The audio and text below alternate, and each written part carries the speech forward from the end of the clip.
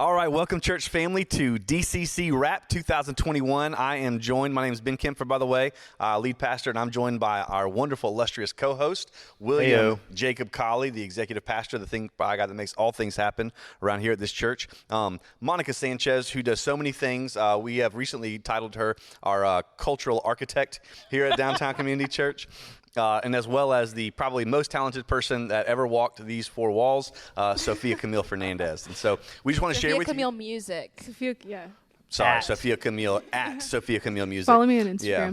Spotify, all the things. Just platforms, you know. No, we're here. We want to talk a little bit about just kind of what's been going on this year. Spotify does this big wrap-up, so we thought, man, it would be fun to do that. And as we were kind of thinking about it and praying through this, the verse that came to me was Psalm 145, verses 4 through 8. It says this: "One generation shall commend your works to another, and shall declare your mighty acts. On the glorious splendor of your majesty, and on your wondrous works I will meditate.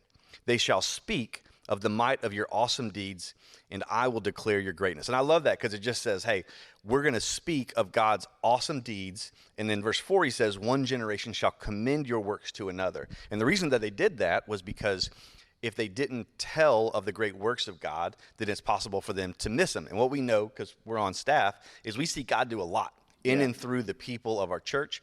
And it's awesome to see. It's awesome to watch. But because we sit front row, we oftentimes get to see what happens through you. We get to see the different branches of the church and how people are going and living out their faith and how life change happens, how gospel movement happens as a result of that. And so we just thought, man, we would love to spend a little bit of time at the end of the year just recapping and saying, man, these are the incredible things that God has done. So we're going to talk about some highs and some lows, some tops and bottoms, some goods and bads, some, however you want to say it, the good princess and the evil princess of Disney. I don't know if that's a Spotify thing or not. The princess and the pea, maybe. Anyways, but so we just kind of want to go through and just say, man, God has done some awesome stuff, and there's also been some struggles and some difficulties in between that, but God has used that to grow our faith and our church as a whole. So why don't we just kind of lead off? William, why don't you tell us what some of your top things of the year were? No, it's been fun. It's been a crazy year. I think we look back in like January and we're like, that was 2021? Like, are you kidding me? Mm-hmm. So like my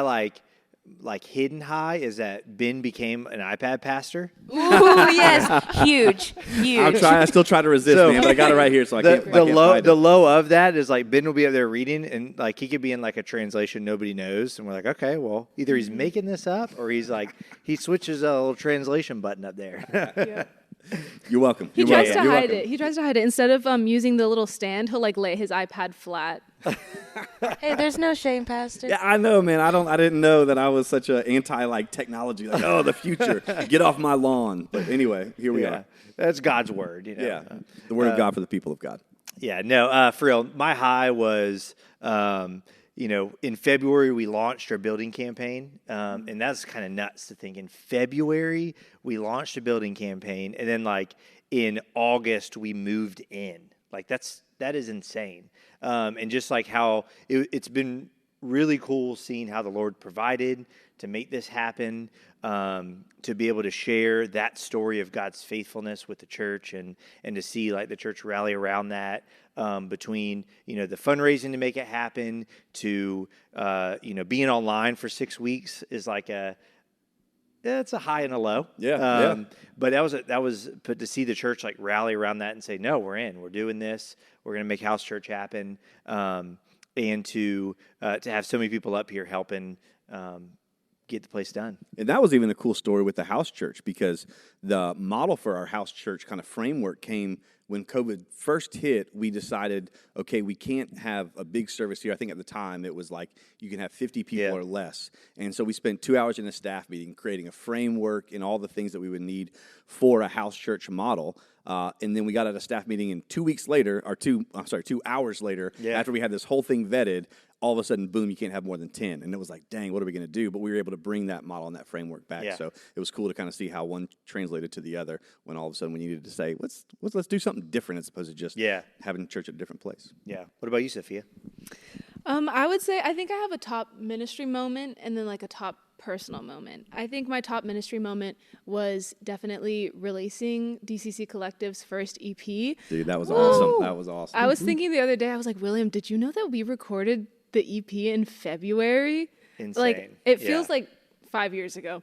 But we recorded it, we released it, we like put it out into the world all in 1 year.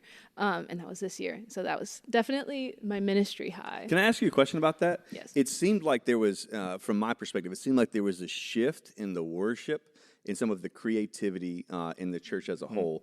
Would you agree with that? Why do you think that that is? Oh, I definitely agree with that. I think that the whole recording process and the whole writing process brought the worship team together and made us all a lot closer, just because we're not only now as a church singing songs that other people have written and we're like, oh, this is a great worship song, but like we're creating songs and we're writing like instrumental parts as a form of worship that I think is a lot more intimate, and like it brought out, I think, the best of all of us, and it required each of us to like individually pursue the Lord more in that, but then come together to do that was really cool. I love that. And I think part of the thing that's cool to me about that is it's one thing to, like you said, hear somebody else's song and say, oh, we could play that.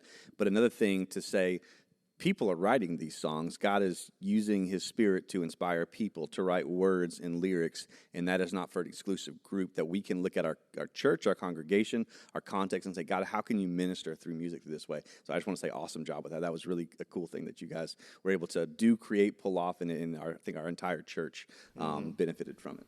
Thanks. And then my personal top moment of the year was definitely my mom getting baptized on my birthday, Yes. June And the 22nd. outfit change. Don't forget about that. Okay, so here's the story behind that.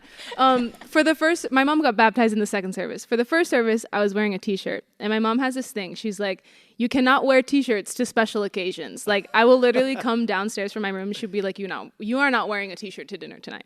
So, but I really did want to wear my t-shirt. My outfit was popping.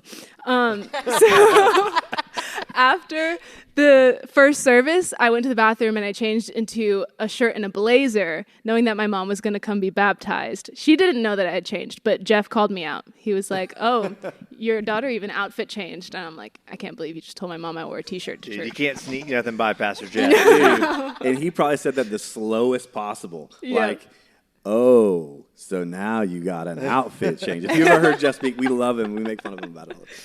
But yeah, that was definitely high. And it's something that was also like brought about by online church, because my mom lives in Orlando. So ever since we started our online church, she's been watching online and just tracking, and she came up to visit for my birthday in June. And something that she had been saying for a long time is like, I want to be baptized, but the church that I feel like is my home church that I watch the most is DCC. And now that I'm up here, I'm going to take the opportunity to get baptized. That's awesome. That's awesome. What about you, Mom?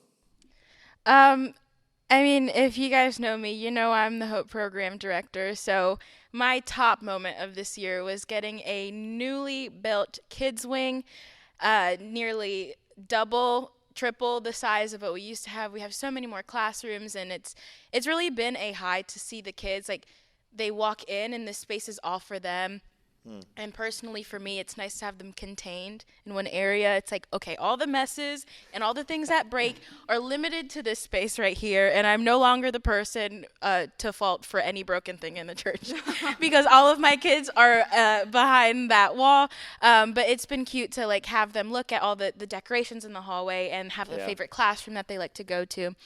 So that has been my high for sure. But another high is that this year I got the opportunity to step into leading our neighbors team, our serve team on Sunday mornings. And I really like, not to like talk about pride, but I really pride myself on this specific goal I had to get our volunteer teams to reflect the diverse ages of our church. So I know that it feels like we have a lot of college students that go here, but we have people of all ages. And so I was like, I'm going to get parents to volunteer on the team. And I have 4 moms who regularly serve on the team, and even people who like are young professionals.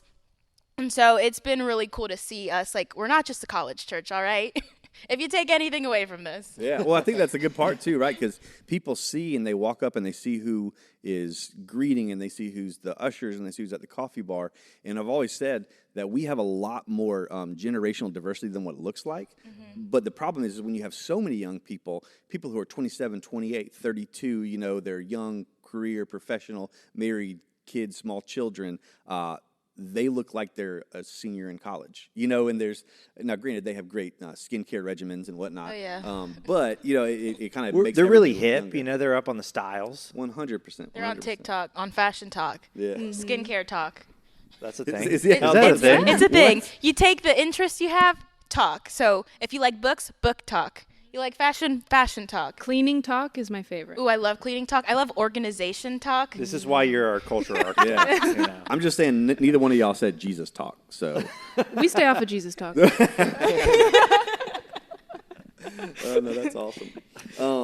For me, I'd say there's a ton of highs, and a couple of them. One is, I'd say, just in general, like seeing God provide for the space that we have, right? I mean, there's so much of the vision of the church of reaching people, of continuing to house ministries, and this being a place that is utilized for kingdom work and for the community. It's just really cool to see how God provides, right? We've never been the church that had all the financial means in the world, but God has always generously provided for everything that we needed. And so it's just cool. It's another one of those things where it's like, it's just, he just works and moves and provides, and that's been really cool. I'd say beyond that, I love baptisms. And so it's cool to see people just stand up in front of their church family and say, Jesus has changed my life. And that never gets old. The confetti cannons that go off never get old.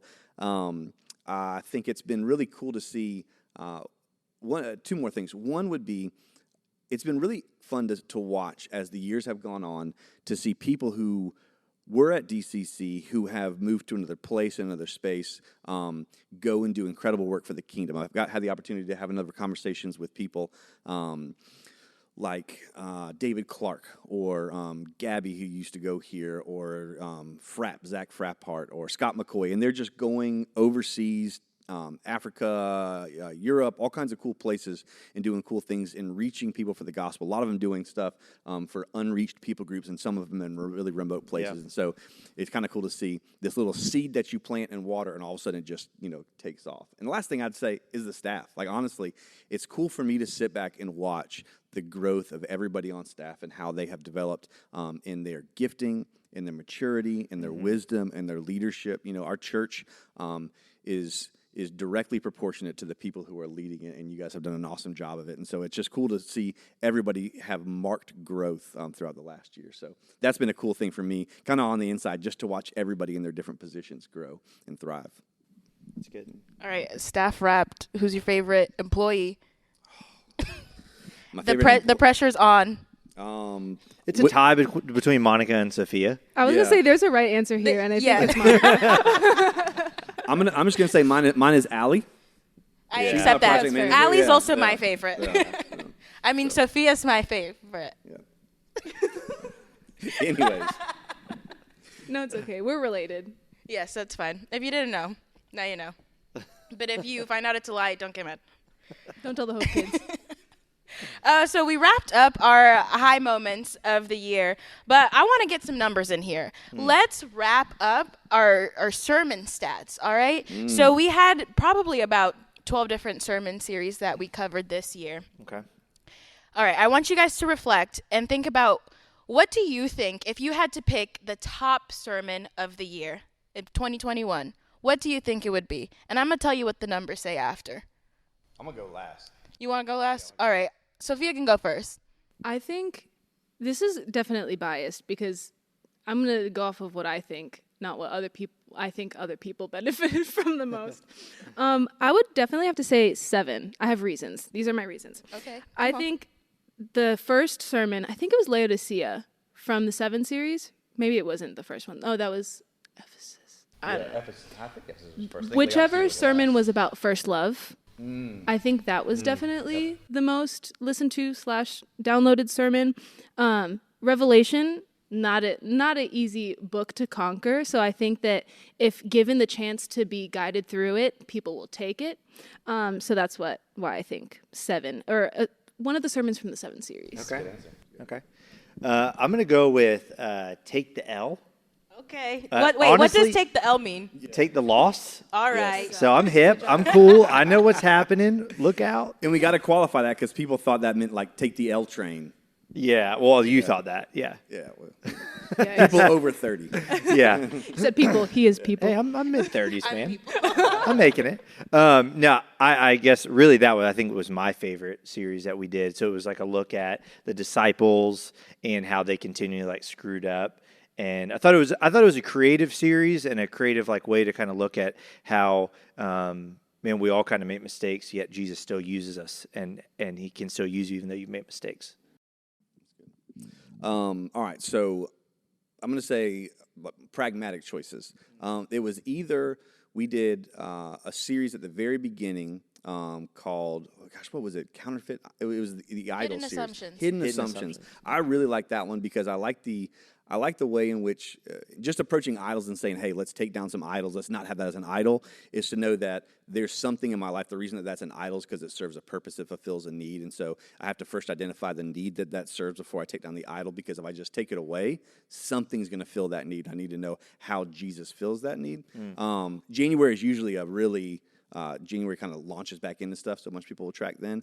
I'd either say that or something in the relationship series, Are You the One? People love some relationship series. People don't like to do it. Yeah, right? they don't take the advice, but keep listening. We actually did it. We wouldn't need to do you have listen the to stats of how many breakups came from the relationship series? I personally may or may not know of one, but I'll leave it at that. Fair enough. But I'd say that, man, I don't know. If I'm just talking about like personal favorites, yeah, there was actually, honestly, well, I don't know if it's just because it's recent. The first week of Awe and Wonder, I really enjoyed. I really taken kind of like backing up and saying, let's not really talk about us. Let's just be in awe of God for a little bit. Yeah. I think that was probably, and again, maybe that was because it was, Sunday before last, but that's one that really stuck with me. It's just like, man, I just don't spend enough time taking a step back and say, God, there is absolutely no reason that I should be able to talk to you right now. Yeah. If I had to project what my favorite onto our church body would be, is Full Send Summer. One, do you guys remember that sermon video? That was so That good. was. The guy at the end, the belly flop, that was It never got old. It never got old. Like, you laughed every single time. I always love when we like work through the book of Acts as a church. I know maybe people are like, all right, get it over with. We do it every summer. Feels like every Dude, summer. It's a long book. Every summer we start in Acts 1. Which I support, and everybody talks about like, oh, we gotta be an Acts 2 church. We gotta be an Acts 2 church. So like, let's keep reading Acts 2. But I loved it. I specifically remember the Luke Brueggemeyer, who used to be on staff here. We miss ya. He's in Atlanta now in shout out to seminary. His sermon that he talked, it still leaves an impression on me about how we treat people that would be identified as other, as people inside the church. That one really left a mark on me. Dude, I love what he said. I remember that too. And he said, I thought this was so insightful, that our greatest fear isn't just the people that we other, it's being othered by the people who we feel like is our tribe. I was like, Yes. That hit. Yeah. It did hit. It hit different, if you will. Yeah. And then when he was like, oh, if you're not being other, or if you don't think you're someone like being who others somebody else, then like you are basically. Yeah, like to the level everybody of does it. self-awareness of it, to know that I have the tendency to do it regardless. All right, if that's not the most downloaded, y'all need to go back on the podcast, find it. Yeah, go find it, listen to it right now, pause this, go do that, and then come back, because here is... Then gas up Luke on Instagram. Yeah. But here is the DCC Wrapped sermon series. It was, can I get a drum roll, please? That's really sorry. Maybe Sophia can like add a sound in the edits. All right, our most played series was Are You the One? Hey, Makes classic. sense. There it Makes is. sense. 1,831 plays. Okay. Do we so- even have that many people at our church? I don't know, but I hope that 1,831 people are now living sanctified lives and are pursuing Christ first, and then their partners, spouses second. I like it. All right, guys. So we have a podcast. All of our sermons go onto YouTube, Spotify, even Apple Music, or whatever it is. That's kind of lame, though. Podcast Apple is like lame. Podcasts? The podcast. No, app? you don't use the podcast app. No, you got use Spotify. Spotify. You use Spotify for everything. I'm gonna out William. He uses Apple Music. And Ben also uses Apple Music. I use the podcast app too. I have an iPhone. Also What am I supposed to do? I use an Apple phone. Yeah. Anyways, Yeah. sorry. Anyways, all right. How many ridiculous. podcast downloads do you guys think we got this year, 2021? Take your best guess. I'll tell you, it's more than 100. I'm going to go with Insightful. 15,142. All right. Is this like Price is Right? You can't go over? This is whatever we want it to Yeah, be. what are we going What to do win? I get if I win? If you win, card. you will win a first-time guest T-shirt. Yes. Could at least be a neighbor shirt? yeah. You can get a neighbor shirt. shirt. Okay. Okay. I'm going to guess downloaded or just streamed? Downloaded. Or plays. I'm sorry, plays. Plays? Yes. Just that one sermon series had 1,000. I'm going to say 10,000. 10,000. Even. Even. Interesting. All right. So you were 15,100 something. You were 10,000. Mm-hmm. I'm going to go 15,200. All right. I'm going with the just above William. So Classic. anything over Classic. that, yeah. I was going to go one. I think you were like Should have gone 15 one as like 15,000. the Price is Right version. It's like infinity and one. All right. Let me get a better drum roll than the last time. Okay. It was an improvement. All right. It was 20,651 total podcast plays in 2021. I really underestimated us. Yeah. I know. Double. That is, I That's can't nuts. conceptualize 20,000 of anything, honestly. What's crazy too is there's a lot of people who actually just like showed up to church. That's like listens on top of Yeah. So what's crazy? This is Yeah. crazy. This is a question I got for you. This is a wrap. So we had a total of 84 countries. I know that the podcast was listened in. Outside of the United States, what was the second highest country? I've suddenly forgot every country that exists. All right, we got to hurry. Let's I'm go. gonna go. I'm going Mexico. I'm very popular in the Spanish-speaking countries. I'm going to say Canada. I'm going to go with Brazil. Japan. What? Wow. Japan. Oh. Dude. Yeah, didn't That's see that kinda coming, did cool. you? Yeah, no, not My at all. people. My Not at all. people. Japan. That's- Yeah, Wow. that's wrapped. Okay, so if we're going to talk Wrapped, let's talk about what the people really came here for, the music. If you came for DCC Wrapped, you came for the Yeah, music. of 100%, course, of of course. All right, so we're going to switch things up a little bit. So I know our top 4 songs that we have played or worshiped to on a Sunday morning. And so I'm going to read a line from one of those songs, Oh, or gosh. one of each of those songs, and you guys are going to have to guess which song it is. You guys can also guess. I just want it to be known that I am horrible at this. Like, I will also want you guys to know that I have started a staff rumor that Ben doesn't listen to music. that's true. Yeah. Whenever they talk about music, they look at me. They're like, Oh, you know music? Anytime he knows a song, what was that song that he knew? I don't know, but I don't think it's safe for work. I think you're correct. moving right along. Anytime Ben knows a song, we're very surprised and proud. Proud. Of Thank course, you. of Thank you. course. Thank you. Okay, here's the first song. It's easy. Okay, ready?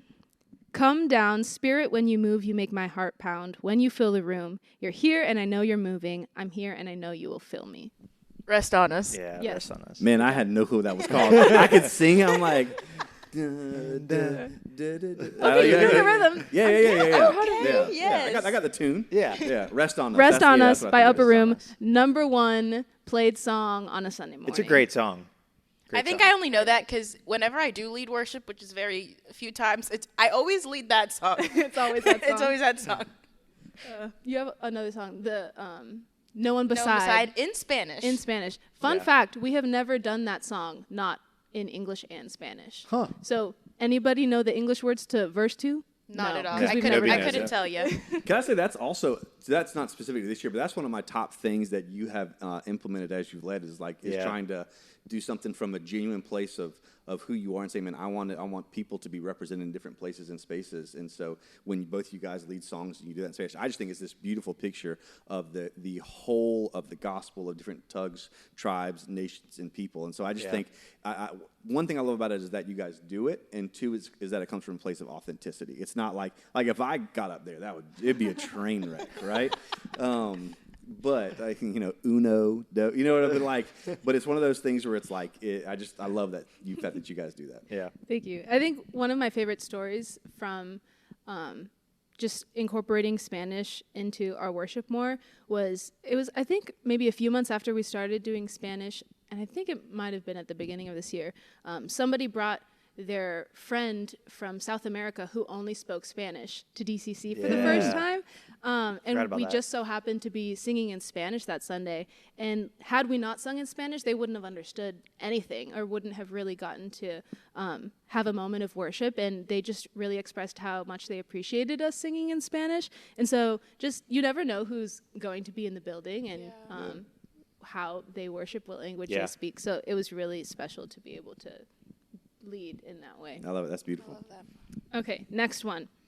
Let me see. I'm going to make it a little bit harder.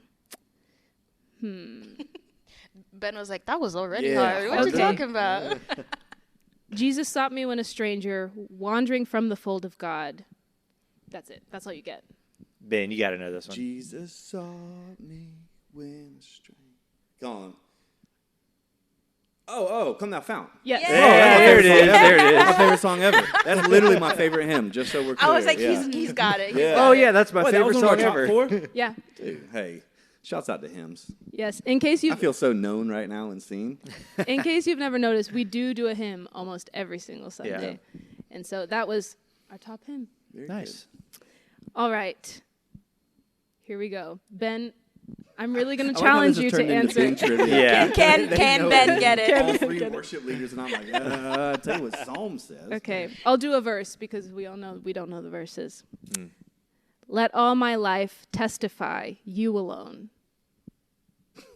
I've never heard that line in my life, I don't think. Surrender. Yes. Yes. Oh, man, I really didn't get it. Wait, Really? how does it go? Let all my life. Oh! Yes. It's always verse 2. It's always Verse 2 will get you Never every put time. anything important in verse Yeah. 2. But Surrender. Fun fact. Surrender was my #1 song on my Spotify Wrapped this year. And I really did not think it was going to be. You when and I I heard- are so different. Mine was an Olivia Rodrigo song. Respect. That's what I wanted mine to be, but I have Apple Music, so I didn't get a Wrapped. Yeah, same. And I don't listen to music. I feel really so- judged. I feel it through the camera. I Yeah. feel judged right now. everyone kind of just like cricketed. Yeah. you know? Yeah. Anyways, okay, so finally, the top. Well, I won't give it away. Let's see. What part of the song will I choose? For this we know the world was not abandoned for its sinfulness, but redeemed through Christ alone. I know. I'm not Bro, gonna I say it. love that. Whatever it is that In Christ Alone? No. That's your real guess? In Christ Alone, my hope is found. No, the place you found me, King. Come on. You The said place that's you your found favorite Which- song. Which one's the place you found me? Oh Jesus. Page's Oh, song. yeah. Page's song. That one's dope. Yeah. I'm not good at titles, man. I just like once you start going, then I get it. You know, like I'm good at names or faces, but not both. So there's a connection that misses there in my Yep. brain. So that was The Place You Found Me, written by our very own Paige Peterson. With the famous line. Read the line. The famous T line. line, capital T. You want to read? Do you remember it? Oh Jesus, I'm tired of chasing after things that never died to chase after me. There we Love go. it. Quit chasing after stuff. All right. And for specifically, The Place You Found Me, that was actually our top streamed song off of the entire DCC Makes Collective sense. EP. Yeah. Do you guys know how many streams we got this year from that song alone? My guess is going to be 5,000. If you win, you get a DCC Collective crew neck. Oh, gosh. Ooh, that is a better prize than mine. If you're watching live, write it in the comments. I don't know. 5,001. Hey. Don't say 5,002. Obviously 5. No, I'm one. One. Okay. One. One Yeah. stream? One stream. He's doing I'm the going Price is Price is Right Right. deal. He's trying to go Y'all went lowest. Well, The Place You Found Me got a total of 10,973 Oh, streams my this year. gosh. That- Okay. That's That's pretty wild. insane. That's so Double. cool. That's so cool. That is Yeah. nuts. And not only that, but to follow in the podcast footsteps, we were in 87 countries. Ooh. Bro, what this three year. were we missing on the sermon? I don't know. We'd have to go back and look. We'll have to run Yeah. a test or I something. need to get Luke to come back and preach so we can pick up those last 3 countries. That's what we need to do. So obviously, United States is the first most streamed country. What is the second top country? Oh, Japan, obviously. I not to copy Ben, but I'm also say Japan. I'm going to go with China. Drum roll. The Philippines. Really? Oh, Yeah. shocking. Interesting. All sitting there trying to like figure out why. I'm like, Who do we know? Do you Yeah. know anyone in the Philippines? Yeah. Just trying to think like, who do we know in Japan? That's how I felt about Japan. I was like, I don't know anybody in Japan. But yeah, Philippines. that's awesome. That's wild. That is very wild. So we want to talk a little bit more about some of the low moments. Basically, one of the things that we know that happens is it's common to talk about. Man, here's all the incredible things that happen. Here's just the super positive points. But James 1 talks about this. It says, "Consider it pure joy when you face trials of many kind." And the reason is because the reason you have to let it finish its work is so that you may be mature and complete, not lacking anything. Right. And so there's a development component to the trials. Our faith doesn't grow unless it's tested. Yeah. Right. We have to flex that muscle to be able to use it. And so one of the things I would love to just hear is like, what are the things that you felt like, man, this was a really difficult, maybe it was a really stretching thing, and then what you felt like God kind of was teaching you through that process. Sure. I'll start us. I'd say, I mean, as much as the building was the high, the building was also very much the Yep. personal low. That was a very stressful season for us. As you can imagine, like, we were like, okay, we're going to close the church for, I think we said 4 weeks to start, and it ended up being 6 weeks.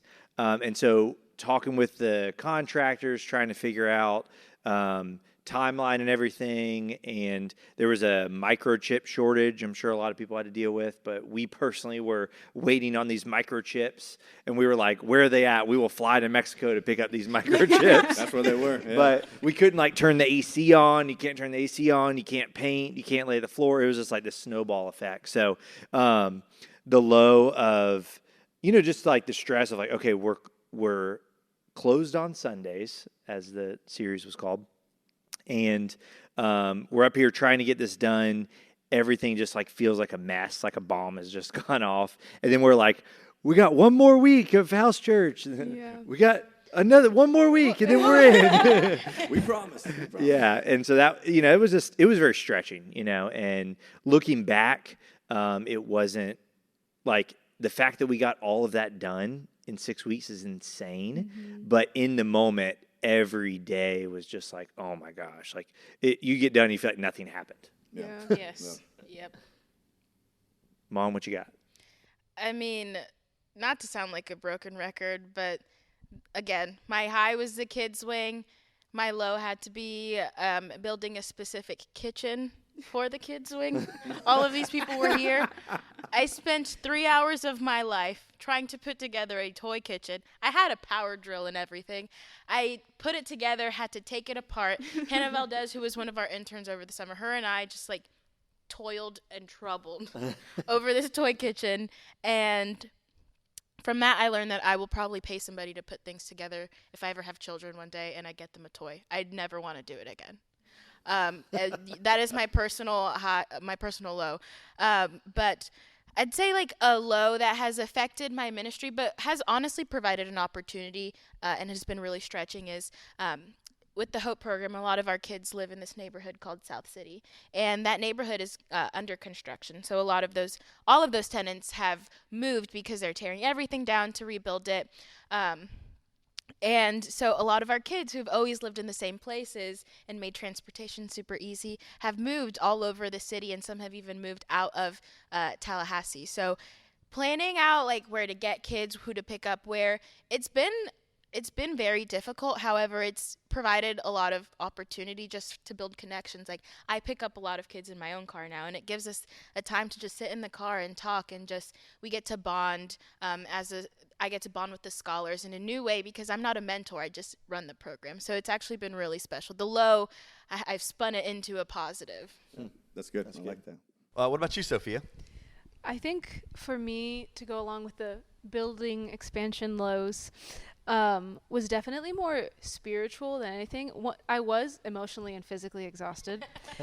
I remember calling Ben one day and I was like, I can't do it anymore. I need to take a day off. I remember one day I like threw up. I was like, I have to go home. We were all like falling down like flies. I remember that you were trying not to go home and we were like, Monica, go home. That was so funny. I was living with Monica at the time. Everything about it felt like summer camp.